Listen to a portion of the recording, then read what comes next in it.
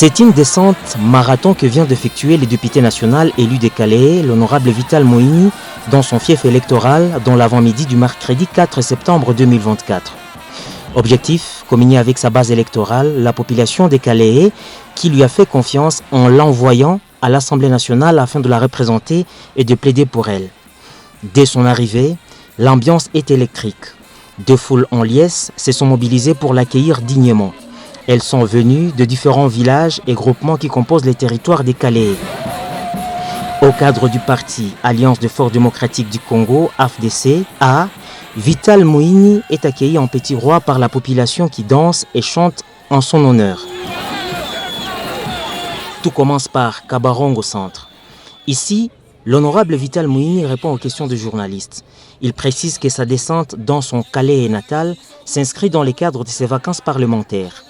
Bien qu'il arrive légèrement en retard, il mettra à contribution son séjour afin d'écouter sa base et ensemble définir des pistes et des solutions à soumettre à la représentation nationale lors de plénières.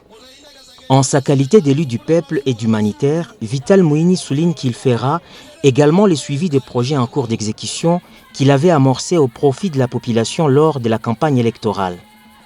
Bien plus, il va consacrer le peu de temps dont il dispose pour évaluer la conformité des travaux lancés par le président de la République, Félix-Antoine Tshisekedi Tshilombo, par rapport au projet 145 territoires à Calais. Il a rassuré la population des Calais que le chef de l'État tient à la réhabilitation de la nationale numéro 3 qui relie Bukavu à Goma en passant par Calais. Il déclare qu'il reste le même serviteur de Dieu et du peuple congolais. Il va continuer à plaider pour l'amélioration du social du peuple des Calais. Vital Moïni a par ailleurs fixé la population sur la poursuite et la continuité de vastes programmes lancés par le président de la République concernant la gratuité de l'enseignement de base et de l'accouchement pour les femmes. Ces deux piliers, qui s'inscrivent dans la vision du chef de l'État, consacrent l'amélioration du social du peuple congolais, restent d'actualité, insiste l'élu des Calais.